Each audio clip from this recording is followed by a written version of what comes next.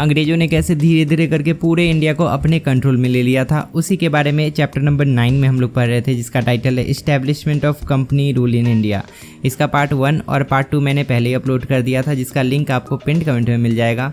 पूरे चैप्टर का एक्सप्लेनेशन आप जरूर देख लीजिएगा, क्योंकि बोर्ड्स के एग्जाम में चैप्टर के बीच से कहीं से भी क्वेश्चन पूछा जा सकता है और उसको सॉल्व करने के लिए चैप्टर को समझना आपके लिए बहुत ज़रूरी है। आपकी क्लास के लिए अब तक मैंने जितने भी वीडियोस अपलोड किए हैं सभी आपको इस चैनल के प्लेलिस्ट में मिल जाएंगे।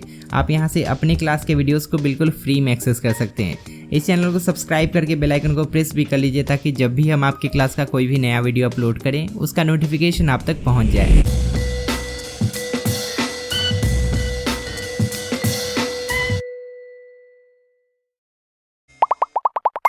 हमेशा की तरह पहले ब्रेन मैपिंग कर लेते हैं, ताकि हमें पता रहे कि इस चैप्टर में कौन कौन सा टॉपिक्स पढ़ना है। सबसे पहले हमें एंग्लो मैसूर वार्स के बारे में पढ़ना है, फिर हम लोग पढ़ेंगे एंग्लो मराठा वार्स के बारे में, फिर हमें पढ़ना है एंग्लो सिख वार्स के बारे में।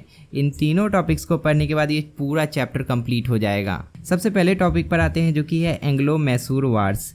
एंग्लो जो वर्ड है ना, ये हम लोग अंग्रेज़ों के लिए यूज़ करते हैं। अंग्रेज़ों और मैसूर के बीच में जो वार्स हुए थे उसी के बारे में इस टॉपिक के अंदर हमें डिटेल में पढ़ना है। इन वार्स की कहानी 1760 से शुरू होती है।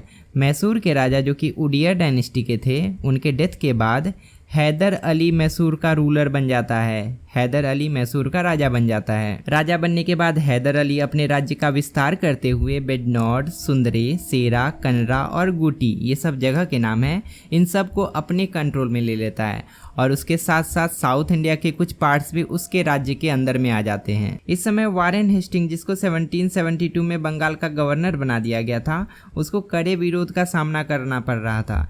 एक तरफ से मराठा और दूसरी तरफ से हैदर अली, जो कि मैसूर का राजा बना था, दोनों उसके नाक में दम करके रखे थे। दोनों उसको हमेशा परेशान करते रहते थे। इसी कॉन्फ्लिक्ट के कारण फर्स्ट एंग्लो मैसूर वार हुआ था, जो कि 1767 से स्टार्ट होकर 1769 तक चला था। फर्स्ट एंग्लो मैसूर वार का क्या स्टोरी था, इसको अच्छे से समझिएगा। हैदर अली को राजा बनने के बाद कई सारी सफलताएं मिल जाती है। इवन वो अंग्रेजों को भी कई बार छोटे छोटे युद्ध में हरा चुका होता है और मद्रास को लगभग अपने कंट्रोल में ले चुका होता है। हैदर अली के बढ़ते हुए पावर को देखकर 1767 में हैदराबाद के निजाम, मराठास और अंग्रेज एक पक्ष में आ जाते हैं और ट्रिपल अलायंस बना लेते हैं और हैदर अली के खिलाफ, जो कि मैसूर का राजा था, मैसूर का रूलर था, उसके खिलाफ जंग छेड़ देते हैं, क्योंकि ये सभी हैदर अली के बढ़ते हुए पावर से जलते थे। लेकिन इस युद्ध में हैदर अली अंग्रेजों को हरा देता है। अब आप सोच रहे होंगे कि हैदर अली एक साइड से अकेला था और दूसरी साइड से ट्रिपल अलायंस था, जिसमें कि हैदराबाद के निज़ाम, मराठास और इंग्लिश मतलब अंग्रेज तीनों मिले हुए थे। फिर ये युद्ध कैसे हैदर अली जीत जाता है? तो इसके लिए वो एक चाल चलता है, एक ऐसा खेल खेलता है जिससे कि मराठा और निज़ाम, हैदराबाद के निज़ाम उसके पक्ष में आ जाते हैं। मराठा के साथ Hyder Ali peace treaty sign कर लेता है। वो समझौता कर लेता है मराठाओं से कि हम दोनों आपस में युद्ध नहीं करेंगे, चाहे कुछ भी हो जाए, और हैदराबाद के निज़ाम को अपने राज्य का थोड़ा सा हिस्सा देकर अपने पक्ष में कर लेता है। उसके बाद हैदर अली आरकोट पर अटैक कर देता है, जिसको उस समय अंग्रेजों का गढ़ माना जाता था। अंग्रेजों को बहुत बड़ा झटका लगता है, क्योंकि इस युद्ध में उनको बहुत भारी नुकसान होता है और अंत में अंग्रेजों को हार कर treaty of peace and mutual help sign करना पड़ता है हैदर अली के साथ। इस ट्रीटी के हिसाब से उनको हैदर अली के साथ शांति समझौता करना पड़ा। कभी भी हैदर अली के साथ वो लोग युद्ध नहीं कर सकते थे और उनको एक दूसरे का मदद भी करना पड़ता इस ट्रीटी के अनुसार। हर वार में 2 ही 3 चीज़ इंपॉर्टेंट होता है, जो कि आपको याद रखना है। वार किसके किसके बीच हुआ था, कब से कब तक चला था, वार का रीज़न क्या था और उस वार का कंक्लूजन क्या था, मतलब उसका रिजल्ट क्या था। ऑलमोस्ट हर वार में आपको एक ट्रीटी के बारे में बताया जाएगा, एक समझौते के बारे में बताया जाएगा, उसको भी आपको याद रखना है। अब हमें सेकेंड एंग्लो मैसूर वार के बारे में पढ़ना है, जो कि 1780 से 1784 तक चला था। 4 साल के लिए ये युद्ध हुआ था। फर्स्ट एंग्लो मैसूर वार में हैदर अली से हारने के बाद अंग्रेज फिर से हैदर अली से युद्ध करते हैं। बात है 1780 का। अंग्रेज लोग माहे पर अटैक करना चाहते थे, जो कि फ्रेंच ईस्ट इंडिया कंपनी के कंट्रोल में था। माहे एक जगह का नाम है जो कि मैसूर के वेस्ट कोस्ट में था, लेकिन हैदर अली ऐसा नहीं होने दे रहा था। इसी कारण से अंग्रेज हैदर अली के खिलाफ युद्ध छेड़ देते हैं। हैदर अली और उसके अलायंसेस के खिलाफ। हैदर अली के साथ उस समय निजाम भी थे और मराठास भी थे। इस युद्ध में हैदर अली फिर से आरकोट को अपने कब्जे में ले लेता है अंग्रेजों को हराकर, लेकिन इस बार अंग्रेज उसके अलायंस को तोड़ने में सक्सेसफुल हो जाते हैं। इस बार अंग्रेज हैदर अली से मराठा और निजाम को अलग करवा देते हैं, लेकिन इसके बाद भी हैदर अली अंग्रेजों को टफ कंपटीशन देता है, अंग्रेजों को बुरी तरह से हरा देता है। फिर हैदर अली का डेथ हो जाता है और उसका बेटा जिसका नाम था टीपू सुल्तान, वो युद्ध को कंटिन्यू करता है, अंग्रेजों से युद्ध करना जारी रखता है और अंत में युद्ध का कंक्लूजन निकलता है ट्रीटी ऑफ मैंगलोर के साथ। एक ट्रीटी साइन किया जाता है 1784 में। इस ट्रीटी के अनुसार डिसाइड किया गया कि जितना भी कनकर्ड टेरिटरीज था उसको रिस्टोर किया जाएगा, मतलब जो जिसका शुरू में था, जो राज्य जिसका था वो उसको वापस दे दिया जाएगा और जितने भी प्रिजनर्स थे, जितने भी कैदी थे, उनको छोड़ दिया जाएगा। ट्रीटी ऑफ मैंगलोर साइन होने के बाद भी अंग्रेजों और टीपू सुल्तान के बीच का कॉन्फ्लिक्ट खत्म नहीं होता है और थर्ड एंग्लो मैसूर वार हो जाता है, एक तीसरा वार हो जाता है जो कि 1789 से 1792 तक चला था। Tipu Sultan French east India company के साथ एलाई कर लेता है, उसके साथ मिल जाता है और अपने ही पास के एक राज्य जिसका नाम है ट्रावनकोर, इस पर 1789 में अटैक कर देता है। ट्रावनकोर उस समय ब्रिटिश का एलाई माना जाता था, उस समय ट्रावनकोर अंग्रेजों का साथ देता था। इस तरह से दोबारा टीपू सुल्तान और अंग्रेज युद्ध में एक दूसरे के आमने सामने हो जाते हैं। अंग्रेज पहले से ही कोई बहाना ढूंढ रहे थे कि किसी तरह से टीपू सुल्तान के पावर को क्रश कर दिया जाए, इसीलिए उनके बीच युद्ध शुरू हो जाता है और अंत में मैसूर की हार हो जाती है। टीपू सुल्तान इस युद्ध में हार जाता है। इस युद्ध के खत्म होने के बाद, जो कि 1792 में हुआ था, श्रीरंगपट्टनम एक जगह का नाम है, इसको अंग्रेज अपने कंट्रोल में ले लेते हैं। टीपू सुल्तान को जबरदस्ती एक ट्रीटी साइन करना पड़ता है जिसका नाम था ट्रीटी ऑफ श्रीरंगपट्टनम। इस ट्रीटी के कारण मैसूर का आधा हिस्सा अंग्रेजों के कंट्रोल में चला गया और उसके साथ साथ वो लोग टीपू सुल्तान के 2 बेटों को बंदी बनाकर रख लिए ताकि टीपू सुल्तान अपने बेटों की जान बचाने के लिए कभी भी अंग्रेजों से युद्ध न करे। लेकिन इसके बाद भी फोर्थ एंग्लो मैसूर वार हुआ 1799 में और इस वार में मैसूर पूरी तरह से अंग्रेजों के कंट्रोल में आ गया। जो आधा हिस्सा टीपू सुल्तान के पास था ना, वो भी अंग्रेजों ने जीत लिया। बात तब की है जब लॉर्ड वेल्सले को इंडिया का गवर्नर जनरल बना दिया गया 1798 में। उसको लगा कि टीपू सुल्तान जो अलायंस बनाकर रखा है फ्रेंच ईस्ट इंडिया कंपनी के साथ, जो इनके बीच में दोस्ती चल रहा है, इसके कारण से कभी न कभी ब्रिटिश ईस्ट इंडिया कंपनी को खतरा हो सकता है। इसी कारण से मैसूर पर चारों साइड से अटैक कर दिया जाता है। हैदराबाद के निज़ाम और मराठा नॉर्थ डायरेक्शन से अटैक कर देते हैं और जो अंग्रेज थे वो साउथ, ईस्ट और वेस्ट डायरेक्शन से अटैक कर देते हैं। ये अटैक इतना मैसिव था कि मैसूर उसको झेल नहीं पाता है और अंग्रेज इस युद्ध में जीत जाते हैं श्रीरंगपट्टनम में। और ये बात है 1799 का। जिस साल युद्ध शुरू हुआ था उसी साल युद्ध खत्म भी हो गया। टीपू सुल्तान इस युद्ध में मारा जाता है और मैसूर का अधिकतर हिस्सा अंग्रेज, हैदराबाद के निज़ाम और मराठा आपस में बांट लेते हैं और जो मैसूर का बचा हुआ कोर पार्ट था, जो कि मैसूर और श्रीरंगपट्टनम के आसपास था, उसको उडियर डायनेस्टी के प्रिंस को दे दिया जाता है। उडियर डायनेस्टी के राजा कब थे? हैदर अली से पहले थे। जब हमने फर्स्ट एंग्लो मैसूर वार के बारे में पढ़ा था तो सबसे पहले जो राजा के बारे में हम लोग पढ़े थे वो थे हैदर अली। उसके पहले उडियर डायनेस्टी के ही राजा थे, तो उसका जो राजकुमार बचा हुआ था ना, उसी को राजा बना दिया जाता है मैसूर के बचे हुए कोर हिस्से का। उसके बाद उडियर डायनेस्टी के राजा ही 1947 तक रूल करते हैं। अब चलिए हमारे अगले टॉपिक पर आते हैं, जो कि है एंग्लो मराठा वार्स। अंग्रेजों और मराठा के बीच में भी कई सारे युद्ध हुए थे और उसी के बारे में यहाँ पर हम लोग डिटेल में पढ़ेंगे। आगे बढ़ने से पहले आपसे रिक्वेस्ट है कि अब तक आपने अगर चैनल को सब्सक्राइब नहीं किया है तो चैनल को सब्सक्राइब कर लीजिए। इन दोनों के बीच वार होने का कारण क्या था, इसको अच्छे से समझिएगा। उस समय मराठास के बीच कुछ इंटरनल प्रॉब्लम्स चल रहे थे और उधर अंग्रेजों का मन भी बढ़ते जा रहा था। इसी कारण से उनके बीच कॉन्फ्लिक्ट होना शुरू हो गया और फाइनली अंग्रेजों और मराठा के बीच में युद्ध होना शुरू हो गया और ये युद्ध 1775 और 1818 के बीच हुआ था। अब चलिए देख लेते हैं कि फर्स्ट एंग्लो मराठा वार, जो कि 1775 से 1782 तक चला था, इसमें क्या क्या हुआ था। यहाँ पर 2-3 कैरेक्टर है और कुछ टर्म है जिसके बारे में समझना हमारे लिए बहुत ज़रूरी है। पेशवा का मतलब होता है किंग। जैसे कि दूसरे किंगडम्स में सबसे सुप्रीम होता था किंग, वैसे ही मराठा किंगडम में सबसे सुप्रीम जो होता था उसको पेशवा कहा जाता था। एक थे रघुनाथ राव जो कि उस समय पेशवा बनना चाहते थे और एक थे माधव राव टू जो कि उस समय मराठा के पेशवा थे।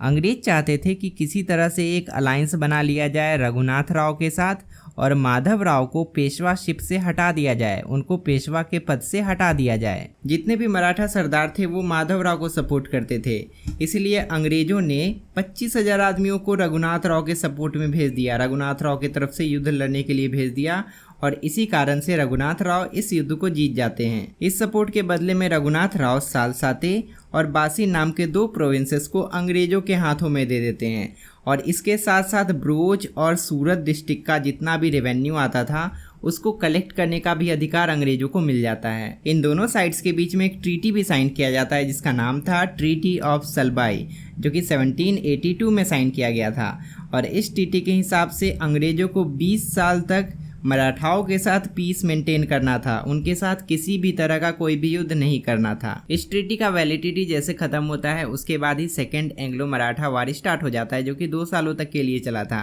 1803 से 1805 तक। हुआ ये था कि 1801 में फिर से एक बार कॉन्फ्लिक्ट होना शुरू हो गया था मराठास के बीच में पेशवाशिप को लेकर कि कौन पेशवा बनेगा। एक तरफ थे पेशवा बाजीराव टू, जो कि अंग्रेजों के साथ सब्सिडरी अलायंस बना लिए थे। अब ये क्या होता है सब्सिडरी अलायंस, इसके बारे में हम लोग डू यू नो में डिटेल में जान लेंगे। इस अलायंस के कारण पेशवा बाजीराव टू को ब्रिटिश प्रोटेक्शन मिल गया जसवंत राव होलकर के खिलाफ। ये भी पेशवा बनना चाहते थे, लेकिन जब अंग्रेज पेशवा बाजीराव टू के साथ आ गए तो ये पेशवा नहीं बन पाए। अंग्रेजों की सेना ने जसवंत राव होलकर को खदेड़ कर बाहर निकाल दिया और बाजीराव टू जो कि पेशवा बन चुके थे वो एक ट्रीटी साइन कर देते हैं अंग्रेजों के साथ। इस ट्रीटी का जितने भी मराठा सरदार थे वो विरोध करते हैं। सरदारों में मेनली सिंधिया और भोसले आते थे।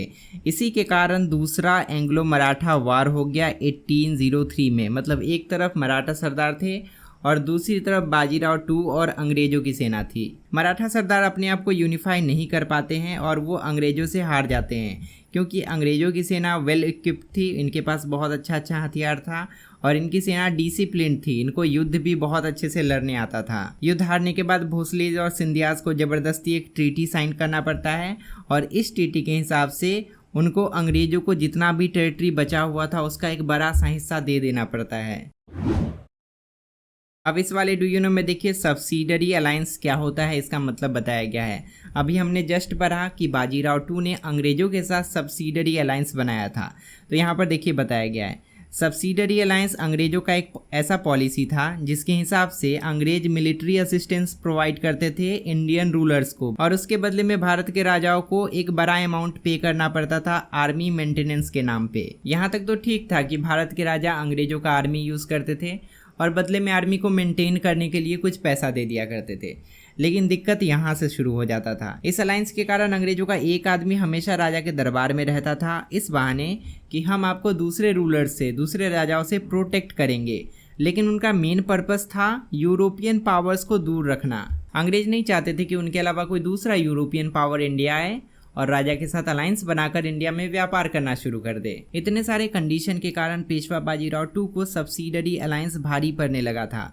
वो चाहते थे कि किसी तरह से इस अलायंस को तोड़ दिया जाए और उसी के कारण तीसरा एंग्लो मराठा वार होता है 1817 से लेकर 1818 तक। पेशवा बाजीराव टू को अंग्रेजों का एक सब ऑर्डिनेट बनकर रहना पसंद नहीं आने लगा था, इसीलिए वो ट्राई किए कि किसी तरह से मराठा चीफ्स को, जो मराठा के सरदार थे, उनको यूनाइट किया जाए अंग्रेजों के खिलाफ, लेकिन वो फेल हो गए और इस युद्ध में उनको सरेंडर कर देना पड़ा।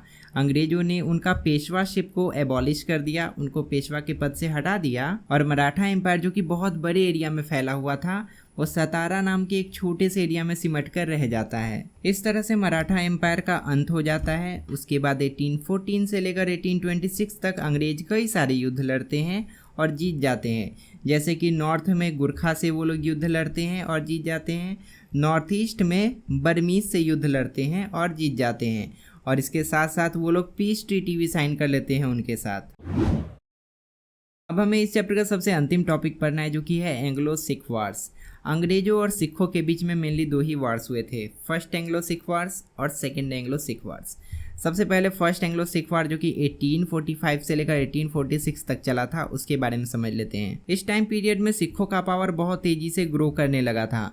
पंजाब के नॉर्थ वेस्ट रीजन में सिखों ने अपना वर्चस्व बना लिया था। इस सिचुएशन को देखते हुए अंग्रेजों ने सबसे पहले तो महाराजा रंजीत सिंह के साथ एक पीस ट्रीटी साइन किया, एक शांति समझौता किया कि हम लोग आपके साथ किसी भी तरह का कोई भी युद्ध नहीं लड़ेंगे। लेकिन इसके पीछे अंग्रेजों का कुछ और ही मकसद था। वो लोग बस सिखों के बढ़ते हुए पावर पर नजर रखना चाहते थे। जैसे ही महाराजा रंजीत सिंह का डेथ होता है, एक इंटरनल फाइटिंग शुरू हो जाता है सिखों के बीच में। सिख लोग आपस में ही लड़ने लगते हैं कि अब राजा कौन बनेगा। सिखों ने पहले से ही एक स्ट्रॉन्ग आर्मी बनाकर रखी थी अंग्रेजों और अफगान के आक्रमण से बचने के लिए।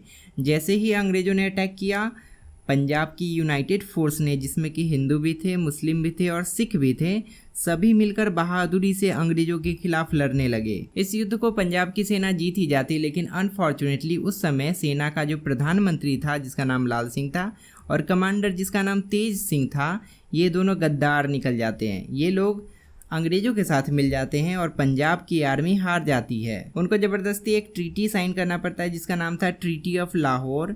इस ट्रीटी के हिसाब से अंग्रेजों ने जालंधर दोआब को कैप्चर कर लिया, अपने कंट्रोल में ले लिया और जम्मू एंड कश्मीर को, जो कि उस समय पंजाब का हिस्सा था, जम्मू एंड कश्मीर को राजा गुलाब सिंह डोगरा को दे दिया। इतना सब कुछ होने के बाद दूसरा एंग्लो सिख वार होता है 1848 से 1849 के बीच में, और इस वार के बाद पंजाब पूरी तरीके से अंग्रेजों के कब्जे में आ जाता है। अंग्रेज पंजाब को पूरी तरह से कंट्रोल करना चाहते थे और सिख किंगडम को पूरी तरह से खत्म कर देना चाहते थे। इस वार का इमीडिएट काउज, पहला कारण क्या था, उसके बारे में यहाँ पर बताया गया है।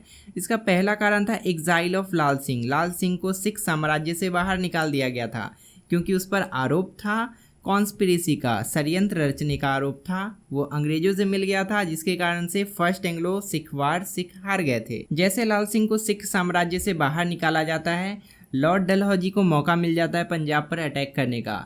लॉर्ड डलहौजी एक ऐसा बंदा था जो कि जिस भी राज्य पर नज़र डाल लेता था उस राज्य को अंग्रेजी हुकूमत में मिला ही लेता था, इसीलिए उसको ग्रेटेस्ट एनेक्शनिस्ट माना जाता था। वो पंजाब पर अटैक करता है और पंजाब को पूरी तरह से अंग्रेजी हुकूमत का हिस्सा बना लेता है 1849 में। इस तरह से अंग्रेज धीरे धीरे पूरे इंडिया में अपने पावर को कंसोलिडेट कर रहे थे, अपने पावर को और भी मजबूत कर रहे थे। इसके लिए वो इंडियन प्रिंसेस के, जो भारत के राजा थे, उनके पावर को घटा रहे थे और उसके साथ ही साथ अपनी आर्मी को स्ट्रॉन्ग बनाते जा रहे थे। तो फाइनली इस चैप्टर में जितने भी इंपॉर्टेंट वॉर्स हुए थे मेडिवल पीरियड में, उसके बारे में हम लोग डिटेल में पढ़ लिए। और आपको किस चैप्टर का वीडियो चाहिए आप कमेंट में लिखकर जरूर बताइएगा। अब तक जितना भी चैप्टर कंप्लीट हो चुका है उसका लिस्ट ओपन करने के लिए लेफ्ट साइड में क्लिक कीजिए और इसके बाद वाले क्लास का वीडियो देखने के लिए राइट साइड में क्लिक कीजिए। फिलहाल इस वीडियो में इतना ही, मिलते हैं अगली क्लास में बहुत सारे नए टॉपिक्स के साथ। तब तक के लिए अपना ध्यान रखिए और अच्छे से पढ़ाई करते रहिए।